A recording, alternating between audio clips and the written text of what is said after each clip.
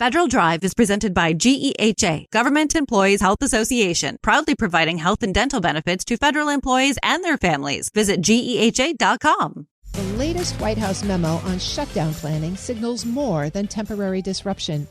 It introduces the possibility of permanent job losses and a shift in executive power. If this approach becomes precedent, it could redefine how Congress and the White House negotiate the federal budget and exercise their constitutional authority.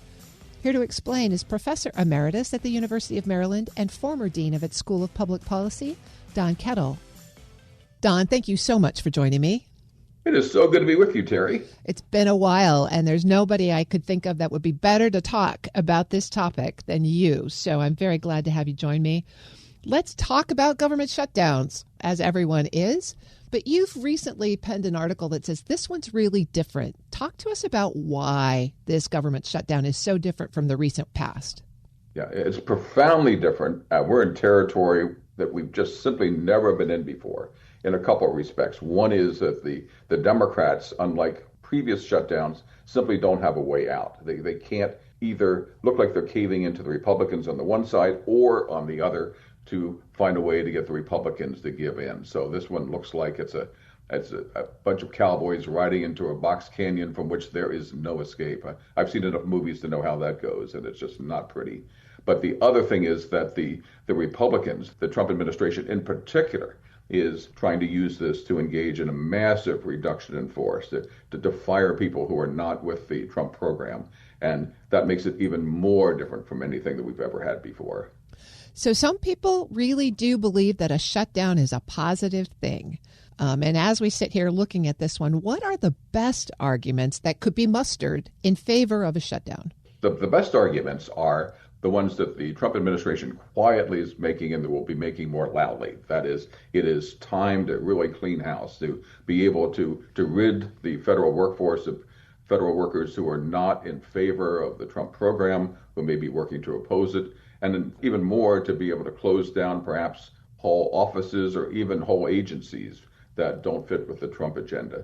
And so this could amount to a reduction in force of tens, hundreds, even thousands of federal employees. And my guess is that they've got a hunting list of the people that they want to try to push out of the federal government. So it's the cleaning house argument that has been gaining steam in recent weeks. So the flip side, though, is that there are really long-term damaging consequences to using a shutdown for those purposes. Walk us through the flip side of the argument.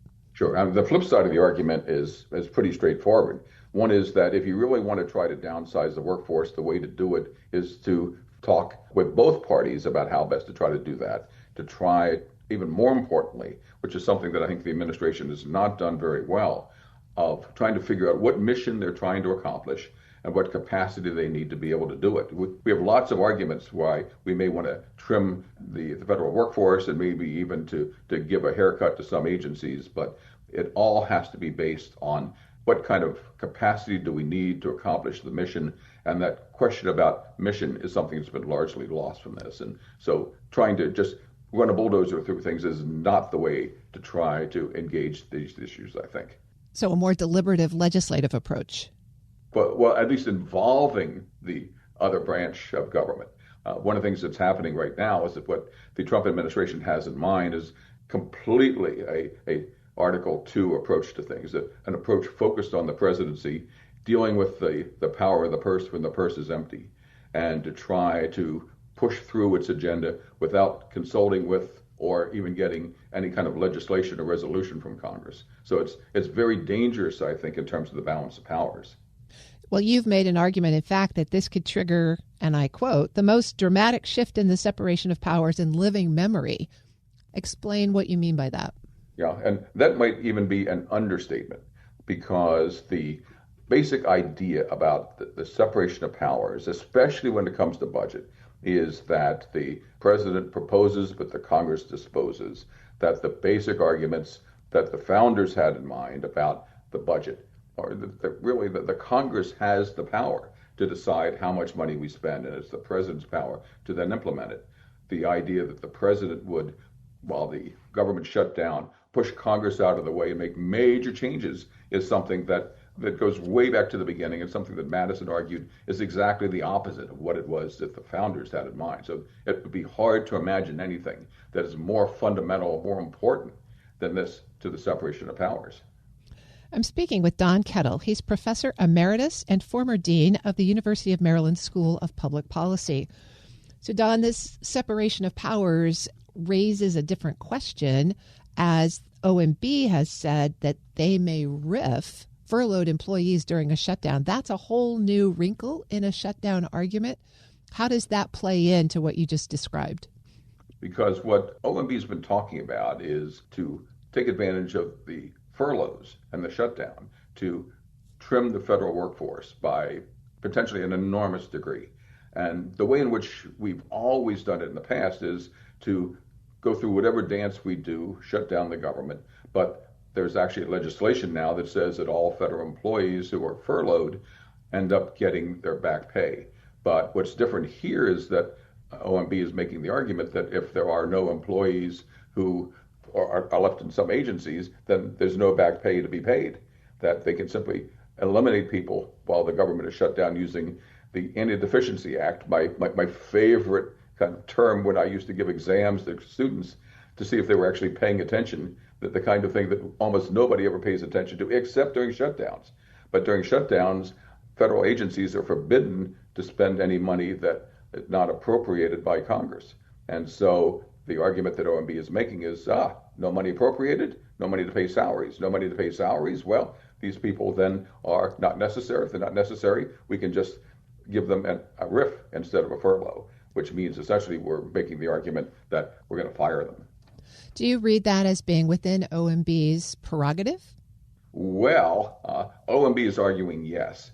And the argument is pretty straightforward. Again, Anti-Deficiency Act, no money, no employees are getting paid, no employees getting paid, then we can obviously just tell them, well, don't show up to work ever again, because right now your jobs essentially for a short time have been eliminated.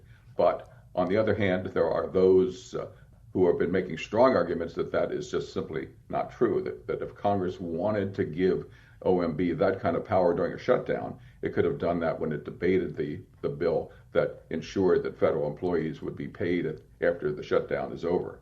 So we're sure to end up in court. But the problem for a judicial decision on this is that we're dealing with a fundamental battle between the Article 1 and Article 2 powers of the Constitution, between the power of the Congress and the power of the presidency. And the question is whether or not the courts are going to really want to get themselves deeply into a battle that involves the other two branches. Well, you've described this approach that OMB is offering as a legal backdoor impoundment. How does that challenge the traditional balance of power between Congress and the executive branch? There's a battle that the administration's been having to try to reassert the power of the presidency, and especially OMB, to impound money, that is, to refuse to spend money that Congress has appropriated. Here we've got a case where they're asserting their power to simply eliminate the functions by eliminating the employees who perform them.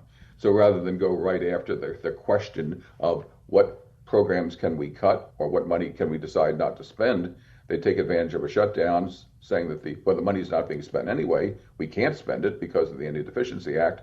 Therefore, we can fire federal employees and shut them down. And then in the process, to eliminate programs with which they disagree.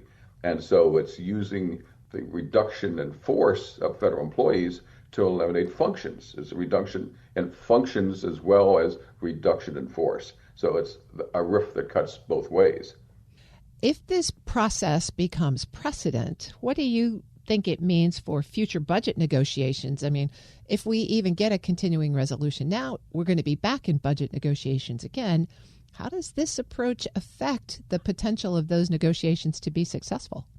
Well, what it does is pull the rug out from underneath anybody who really wants to try to say, we're going to have a fair negotiation, and if we have a reduction in force, or if we have even a shutdown, that everything will be open for negotiations in the middle of that battle, and then we'll roll into the question of, okay, we have a new continuing resolution, and what are we going to put back in place?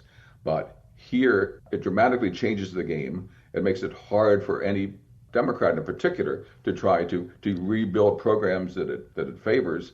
It makes it hard to predict how any future negotiation would come out. So what we're really talking about here is something that would roll forward into every single negotiation in the future, because we've got a new game and nobody really quite knows how it might turn out.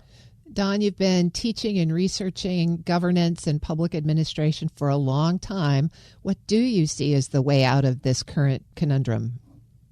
I think the only way out of this is not through the battle that's now shaping up, because the Democrats are in a politically and strategically in a really bad and weak position. The Republicans have got the upper hand. In some ways, it's maybe what the founders had in mind, but I think the way out of this has got to be through both discussion in the media like this, but then also discussion among the people about how it is we want government to work, because it's impossible to exaggerate how fragile the separation of powers is. And the idea of using the presidential power to push Congress back is something that is a fundamental challenge to the way in which the system is supposed to work. And so I think that the ultimate way out is a much more fundamental question in the debate about what it is we want our government to look like and how we want constitutional government to work. And as we roll into the anniversary of the Declaration of Independence next year, there's probably no better time to do this, but I don't think we can wait that long to talk about it. I've been speaking with Don Kettle, Professor Emeritus at the University of Maryland and former Dean of its School of Public Policy. Don, thanks so much for adding some clarity to this really challenging situation. It was so good to be with you, Terry. We'll post this interview at federalnewsnetwork.com/Federal Drive. Listen to the Federal Drive on your schedule. Subscribe wherever you get your podcasts.